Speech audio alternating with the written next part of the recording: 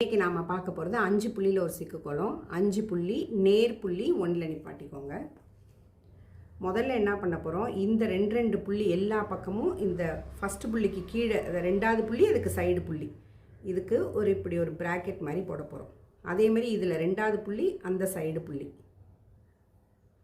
இதேமாரி இந்த பக்கத்துலேருந்து இது ரெண்டாவது புள்ளி இது சைடு புள்ளி எல்லாத்துக்கும் இப்படி ஒரு ப்ராக்கெட் மாதிரி போட்டுக்கோங்க.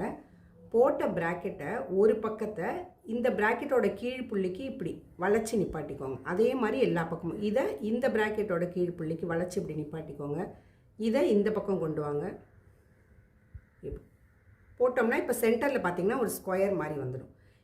இப்போ எப்படி எக்ஸ்டெண்ட் பண்ண போகிறோம் அப்படின்னா, இந்த இது கோடு இருக்கு இல்லையா, இதை மேலே கொண்டு வந்து இப்படி வளைச்சி இங்கே ஒரு 8 போட்டு அப்படியே ஜாயின் பண்ண வேண்டியதான். இப்படி மேலே கொண்டு வந்து வளைச்சி கீழால் போய் ஒரு 8 போட்டுற வேண்டியதான்.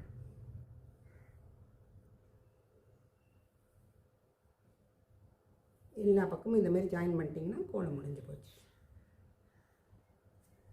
அவ்வளோதான். சூப்பர்.